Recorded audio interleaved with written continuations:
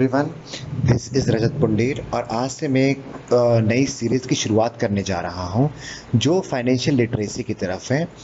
और किस तरीके से हम लोगों को पता होना चाहिए कि अपने पैसे को कैसे इन्वेस्ट करना चाहिए, कब हमें लोन लेना चाहिए। तो इस संदर्भ में मैं आज एक सीरीज़ शुरू करने जा रहा हूं जिसमें आज मैं फर्स्ट जो लोगों की इच्छा होती है अपना घर बनाने की, उसके लिए बताने जा रहा हूं, जिसमें है कि हमें होम लोन कब लेना चाहिए।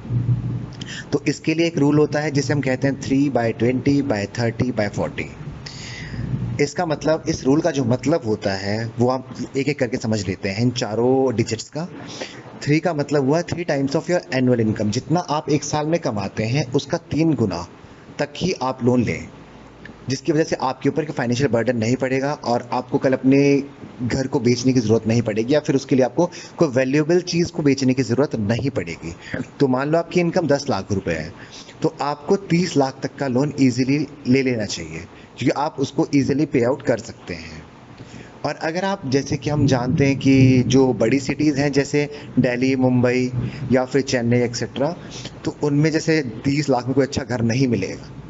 तो इसके लिए मैं एडवाइस करूंगा, जिसकी सैलरी कम है तो वो अपना घर, अगर खुद का घर लेना चाहते हैं तो वो अपना घर छोटी सिटीज़ में ही लें।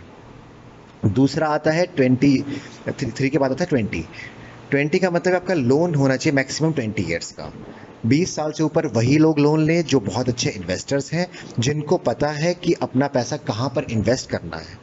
तो वही 30 ईयर्स तक का लोन ले सकते हैं और 30 से ऊपर जाने की ज़रूरत नहीं होती है, क्योंकि आप जितना कम पीरियड के लिए लोन लेंगे उतना ही कम आप इंटरेस्ट पे करेंगे। इसके बाद आता है 30। का मतलब हुआ है EMI. EMI should be 30% of your total income.